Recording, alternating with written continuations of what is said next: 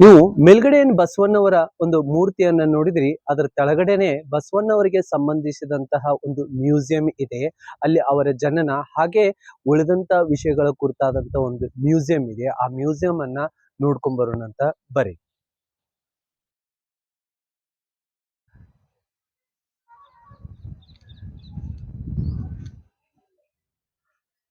Starting ಬಂದ ತಕ್ಷಣನೇ ಇಲ್ಲೇ ಏನ್ ಬರ್ದಿದಾರಪ್ಪ ಅಂತಂದ್ರೆ, ಬಸವಣ್ಣನವರ ಜನನ, ತಾಯಿ ಮಾದಲಾಂಬಿಕೆ, ತಂದೆ ಮಾದರಸ, ಹಾಗೆ ಅವರ ಅಕ್ಕ ನಾಗಲಾಂಬಿಕೆ. ಓಕೆ, ಇದು ಬಸವಣ್ಣನವ್ರನ್ನ ತೊಟ್ಟಲದೊಳಗ ಹಾಕಿದ್ದಾರೆ.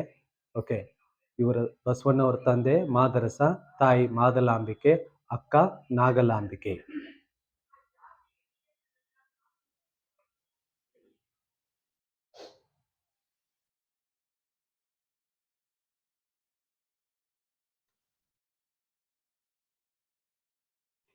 ಇನ್ನು ನೆಕ್ಸ್ಟು ಇಲ್ಲಿ ನೋಡಿದಾಗ ಬಸವಣ್ಣನವರು ವಿಚಾರ ಮಾಡ್ಕೊಂತ ಕುಂತಿದ್ದಾರೆ. ಯಾಕಪ್ಪ ಅಂತಂದ್ರೆ, ಒಂದು ಕಡೆ ಊರೊಳಗಿರುವಂತ ಮಹಿಳೆಯರು ಕಲ್ಲಿನ ಮೇಲಿರುವಂತ ನಾಗರ ಹಾವಿಗೆ ಏನ್ ಮಾಡ್ತಾ ಇದ್ದಾರೆ, ಹಾಲನ್ನ ಹಾಕ್ತಾ ಇದ್ದಾರೆ. ಅದೇ ರೀತಿಯಾಗಿ ನಿಜವಾದಂತ ಒಂದು ನಾಗರ ಹಾವು ಬಂದಲ್ಲಿ ಅದನ್ನ ಹೊಡೆದು ಬಡಿಗೆಯ ಮುಖಾಂತರ ಏನ್ ಮಾಡ್ತಾ ಇದ್ರೆ ಹೊರಗಡೆ ಚೆಲ್ತಾ ಇದ್ದಾರೆ. ಹಾಗಾದ್ರೆ ಬಸವಣ್ಣವ್ರು ಏನ್ ಮಾಡ್ತಾರೆ, ಕಲ್ಲು ಹಾವಿಗೆ ಪೂಜೆ ಮಾಡ್ತಾ ಇದ್ದಾವೆ, ಮತ್ತು ನಿಜವಾದಂತ ಹಾವು ಬಂದ್ರೆ ಅದನ್ನ ಕೊಂದು ನಾವು ಹೊರಗಡೆ ಹಾಕ್ತಾ ಇದ್ದೇವೆ. ಇದ್ರ ಬಗ್ಗೆ ಏನ್ ಮಾಡ್ತಾ ಇದ್ದಾರೆ, ದೀರ್ಘವಾಗಿ ಆಲೋಚನೆಯನ್ನ ಮಾಡ್ತಾ ಇದ್ದಾರೆ.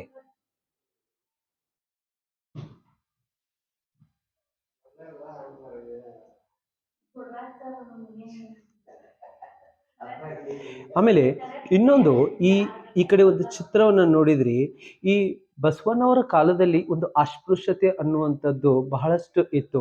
ಅಂದ್ರೆ ಈ ಮೇಲ್ವರ್ಗದ ಜನರು ಕೆಳಜಾತಿ ವರ್ಗದ ಜನರ ಜೊತೆ ಏನು ಮಾತನಾಡೋದಾಗ್ಲಿ, ಅವರ ಜೊತೆ ಕೂಡಿ ಇರೋದ ಸೆನ್ಸ್, ಅವ್ರ ಮನೆಗೆ ಹೋಗಿ ಊಟ ಮಾಡೋದಾಗ್ಲಿ, ಈ ರೀತಿಯಾಗಿ ಇರ್ಲಿಲ್ಲ.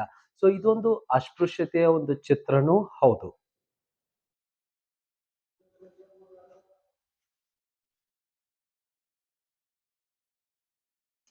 ಇಲ್ಲಿ ನೀವು ನೋಡಕತ್ತಿರಲ್ಲ, ಬಸವಣ್ಣನವರು ಒಂದು ಕೆರೆಯಲ್ಲಿ ಬಿದ್ದಂತ ದಲಿತ ಬಾಲಕ, ಅಂದ್ರೆ ಹಿಂದುಳಿದ ವರ್ಗದಂತ ಬಾಲಕನನ್ನ ಏನ್ ಮಾಡ್ತಾ ಇದ್ದಾರೆ, ರಕ್ಷಣೆಯನ್ನ ಮಾಡ್ತಾ ಇದ್ದಾರೆ.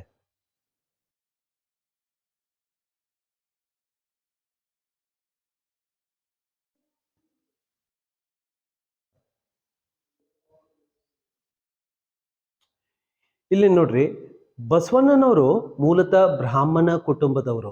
ಬ್ರಾಹ್ಮಣ ಕುಟುಂಬದಲ್ಲಿ ಜನಿವಾರ ಹಾಕುವಂಥದ್ದು ಒಂದು ಪದ್ಧತಿ ಸಹಜ. ಆದ್ರೆ ಇಲ್ಲಿ ಬಸವಣ್ಣನವರು ಈ ಜನಿವಾರವನ್ನ ನಿರಾಕರಿಸ್ತಾ ಇದ್ದಾರೆ. ಯಾಕೆ ಜನಿವಾರವನ್ನ ನಿರಾಕರಿಸ್ತಿದ್ದಾರೆ ಅಂತಂದ್ರೆ, ಬಸವಣ್ಣನವರ ಅಕ್ಕ ನಾಗಲಾಂಬಿಕೆ ಇದ್ದಾರೆ. ಒಂದು ಸಾರಿ ಬಸವಣ್ಣನವರಿಗೆ ಏನ್ ಮಾಡ್ತಾ ಇದ್ರಪ್ಪ ಅಂತಂದ್ರೆ, ಜನಿವಾರ ಹಾಕೋಕ್ಕಿಂತ ಮುಂಚೆ ಬಸವಣ್ಣವ್ರು ಹೇಳ್ತಾರ, ನನ್ನ ಅಕ್ಕನಿಗೆ ಹಾಕು ಅಂತ ಹೇಳ್ತಾರ. ಅವಾಗ ಈ ಜನಿವಾರ ಕೇವಲ ಗಂಡಸರಿಗೆ ಮಾತ್ರ, ಇದು ಹೆಂಗಸರಿಗೆ ಅಲ್ಲ ಅಂತ ಹೇಳಿದಾಗ ಇದನ್ನ ವಿರೋಧಿಸ್ತಾರ. ಅಂತಂದ್ರೆ ಲಿಂಗ ತಾರತಮ್ಯವನ್ನ ವಿರೋಧಿಸಿ ನನಗೆ ಈ ಜನಿವಾರ ಬೇಡ ಅಂತ ಹೇಳಿ ಬಸವಣ್ಣವರು ಹೇಳ್ತಾರ. ಆದ್ರದ ಒಂದು ಚಿತ್ರ ಇದು.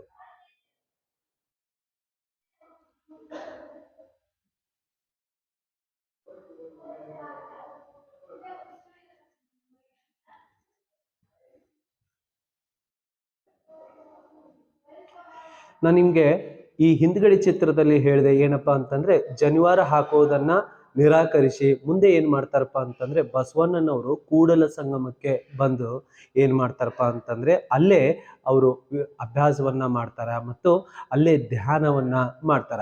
ಈಗ ನೋಡ್ತಾ ಇದ್ದಾರಲ್ಲ, ಇದು ಬಸವಣ್ಣನವರು ಕೂಡಲ ಸಂಗಮದಲ್ಲಿ ಧ್ಯಾನ ಮಾಡುತ್ತಿರುವಂತ ಒಂದು ದೃಶ್ಯ.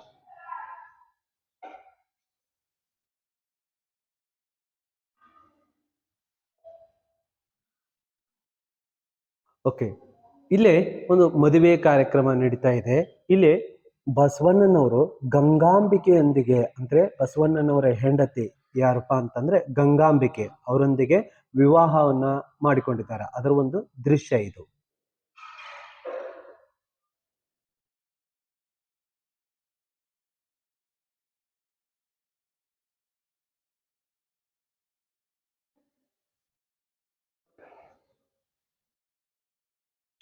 ಇನ್ನು ನೆಕ್ಸ್ಟು ಬಸವಣ್ಣನವರು ಅಂದ ತಕ್ಷಣ ನಮಗೆ ನೆನಪಾಗೋದು ವಚನಗಳು.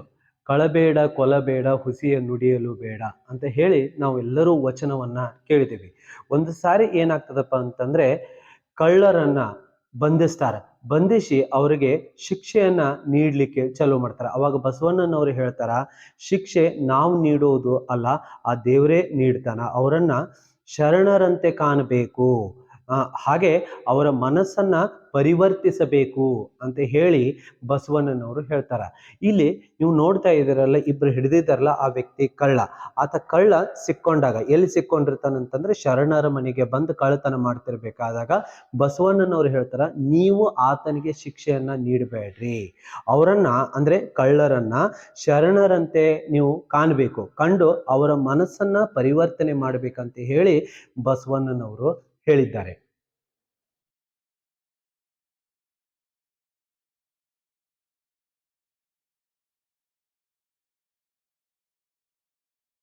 ಬಸವಣ್ಣನವರು ಬಿಜ್ಜಳನ ಆಸ್ಥಾನದಲ್ಲಿ ಮಂತ್ರಿಯಾಗಿ ಕಾರ್ಯವನ್ನ ಮಾಡಿದ್ದಾರೆ. ಈ ಬಿಜ್ಜಳನ ಆಸ್ಥಾನದಲ್ಲಿ ಒಂದು ಲಿಪಿ, ಲಿಪಿ ಅಂತಂದ್ರೆ ಬರಹ, ಒಂದು ಲಿಪಿಯನ್ನ ಓದಿ ನಿಧಿಯನ್ನ ಸಂಶೋಧನೆ ಮಾಡಿರುವಂತಹದ್ದು ಇಲ್ಲಿ ಕಾಣಬಹುದು. ಅಂದ್ರೆ ಆ ಲಿಪಿ ಮುಖಾಂತರ ಒಂದು ನಿಧಿಯನ್ನ ಸಂಶೋಧನೆ ಮಾಡ್ತಾ ಇದ್ದಾರೆ. ಈಗೇನು ಅವ್ರ ಕೈಯಲ್ಲಿ ಹಿಡಿದಿದಾರಲ್ಲ ಅದು ಲಿಪಿ, ಅದನ್ನ ಓದಿ ನಿಧಿ ಎಲ್ಲೈತಿ ಅನ್ನೋದನ್ನ ಕಂಡು ಹಿಡಿದಿರ್ತಾರೆ ಈ ಬಸವಣ್ಣನವರು. ಇದು ಬಿಜ್ಜಳನ ಆಸ್ಥಾನ.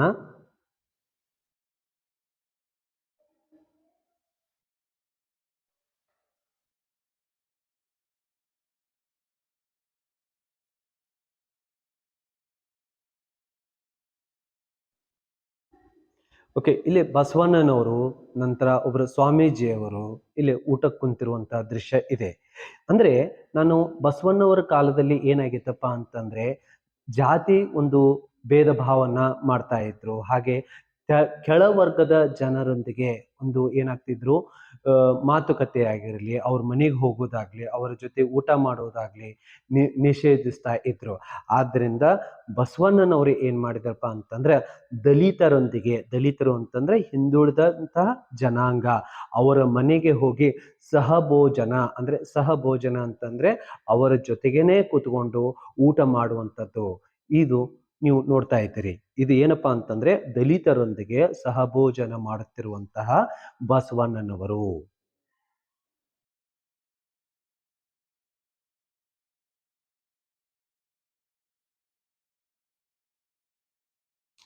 ಹಿಂದೂಗಳಿಗೆ ಒಂದು ಲಿಂಗ ದೀಕ್ಷೆ ಅನ್ನುವಂಥದ್ದು ಇರ್ತೈತಿ. ಕೇವಲ ಇದು ಹಿಂದೂಗಳಿಗೆ ಮಾತ್ರ ಸೀಮಿತವಲ್ಲ, ದಲಿತರಿಗೂ ಲಿಂಗ ದೀಕ್ಷೆಯನ್ನ ನೀಡಬೇಕಂತ ಹೇಳಿ ಬಸವಣ್ಣನವರು ಏನ್ ಮಾಡ್ತಾರಪ್ಪ ಅಂತಂದ್ರ ದಲಿತ ಜನಾಂಗದವರಿಗೆ ಏನ್ ಮಾಡ್ತಾರಪ್ಪ ಅಂತಂದ್ರ ಲಿಂಗ ದೀಕ್ಷೆಯನ್ನ ನೀಡಿರುವಂತಹ ಒಂದು ಕ್ಷಣ ಅಥವಾ ಒಂದು ಚಿತ್ರ.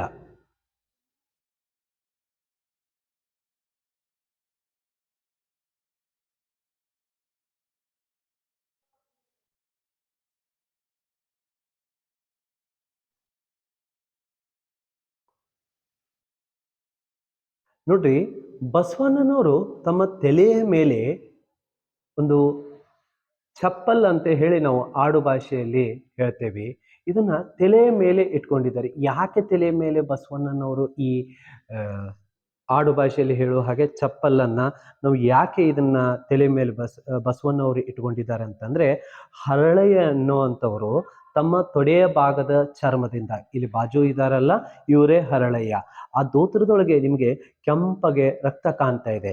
ಅಂದ್ರೆ ಇವರು ಹರಳೆಯವರು ಏನ್ ಮಾಡ್ತಾರಪ್ಪ ಅಂತಂದ್ರೆ ಬಸವಣ್ಣನವರಿಗೆ ತಮ್ಮ ತೊಡೆಯ ಚರ್ಮದಿಂದ ಏನ್ ಮಾಡ್ತಾರಪ್ಪ ಅಂತಂದ್ರೆ ಚರ್ಮವನ್ನ ತೆಗೆದು ಚಮ್ಮಾವಿಗೆಯನ್ನ ಬಸವಣ್ಣನವರಿಗೆ ಅರ್ಪಿಸ್ತಾರ.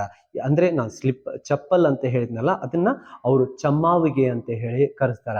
ಅದಕ್ಕೆ ಬಸವಣ್ಣನವ್ರು ಏನ್ ಮಾಡ್ತಾರ, ತಮ್ಮ ತೊಡೆಯ ಅಂದ್ರೆ ಈ ಹರಳೆಯವರ ತೊಡೆಯ ಚರ್ಮದಿಂದ ಮಾಡಿರುವಂತ ಚಮ್ಮಾವಿಗೆಯನ್ನ ಏನ್ ಮಾಡ್ತಾರಪ್ಪ ಅಂತಂದ್ರೆ ತಲೆಯ ಮೇಲೆ ಇಟ್ಕೊಳ್ಳುವುದನ್ನ ನಾವು ಇಲ್ಲಿ ತೋರಿಸಲಾಗಿದೆ.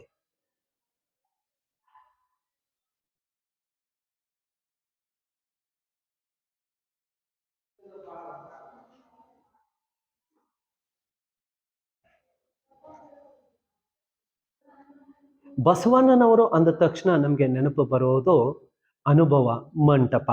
ಈ ಅನುಭವ ಮಂಟಪದಲ್ಲಿ ಇಲ್ಲಿ ನಡಕೆ ಕುಂತಿರುವಂತವರು ಅಲ್ಲಮ ಪ್ರಭು, ಹಾಗೆ ಅವರ ಪಕ್ಕದಲ್ಲಿ ಇರುವಂತವರು ಬಸವೇಶ್ವರವರು, ಇಲ್ಲಿ ಇರುವಂತವರು ಅಕ್ಕ ಮಹಾದೇವಿ. ಓಕೆ, ಇದು ಅನುಭವ ಮಂಟಪದಲ್ಲಿ ಒಂದು ಸಭೆ ನಡೆದಂತ ಸಂದರ್ಭದಲ್ಲಿ ಅಕ್ಕ ಮಹಾದೇವಿಯನ್ನ ಕುರಿತು ಮಾತನಾಡಿರುವಂತ ಒಂದು ದೃಶ್ಯ.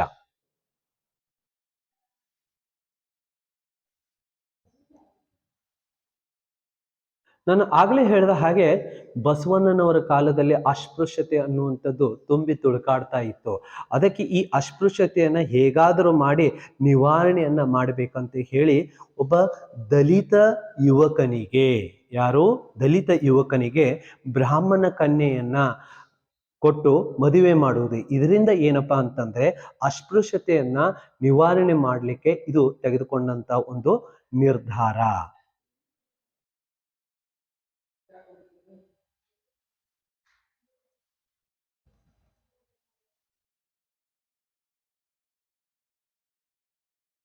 ಈಗ ಅಂತರ್ಜಾತಿ ವಿವಾಹವನ್ನ ನೋಡಿದ್ರಿ. ಒಂದು ವೇಳೆ ಅಂತರ್ಜಾತಿ ವಿವಾಹ ಆದಾಗ ಆ ಟೈಮ್ಲಿ ಏನಾಗ್ತದಪ್ಪ ಅಂತಂದ್ರೆ ಜನರು ಸಾಕಷ್ಟು ಸಿಟ್ಟಿಗೆ ಹೇಳ್ತಾ ಇದ್ರು. ಹೀಗೆ ಇಲ್ಲಿ ಅಂತರ್ಜಾತಿ ವಿವಾಹನ ಮಾಡಿದಾಗ ಇಲ್ಲಿ ನೋಡ್ತಾ ಇರ್ಬೋದು ಆನೆ ಕಾಲಿಗೆ ಏನ್ ಮಾಡಿದಾರಪ್ಪ ಅಂತಂದ್ರೆ ಸರಪಳಿ ಕಟ್ಸಿದ್ದಾರೆ.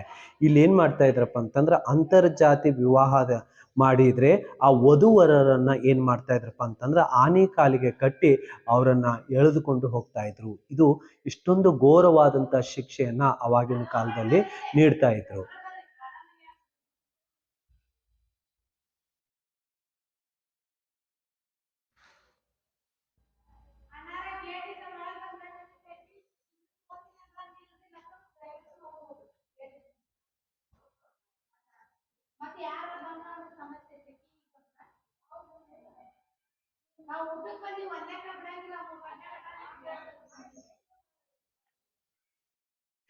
ಕಲ್ಯಾಣದಲ್ಲಿ ಅಂತಂದ್ರೆ ಬಸವ ಕಲ್ಯಾಣದಲ್ಲಿ ಏನಾಗ್ತದಪ್ಪ ಅಂತಂದ್ರೆ ಹತ್ಯಾಕಾಂಡ ಅಂದ್ರೆ ಈ ಶರಣರನ್ನ ಕೊಲ್ಲಬೇಕು ಅಂತ ಹೇಳಿ ತೀರ್ಮಾನವನ್ನ ಮಾಡ್ತಾರ. ಅವಾಗ ಶರಣರು ತಮ್ಮ ವಚನ ಸಂಪತ್ತನ್ನ ಸಂರಕ್ಷಿಸಲು ಏನ್ ಮಾಡ್ತಾರಪ್ಪ ಅಂತಂದ್ರ ಉಳಿವಿಯತ್ತ ಧಾವಸ್ತಾರ ಅಂತಂದ್ರ ಉಳಿವಿ ಕಡೆ ಹೋಗ್ತಾರ.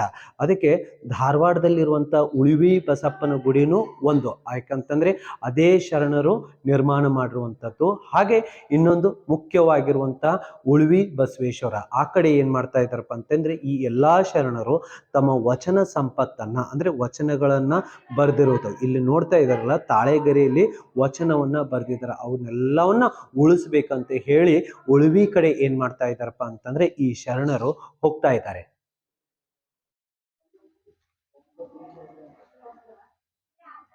ಕೊನೆಯದಾಗಿ ಇದೇನಪ್ಪಾ ಅಂತಂದ್ರೆ ಬಸವಣ್ಣನವರು ಕೂಡಲ ಸಂಗಮದಲ್ಲಿ ಲಿಂಗೈಕ್ಯ ಆಗುವಂತಹ ದೃಶ್ಯ.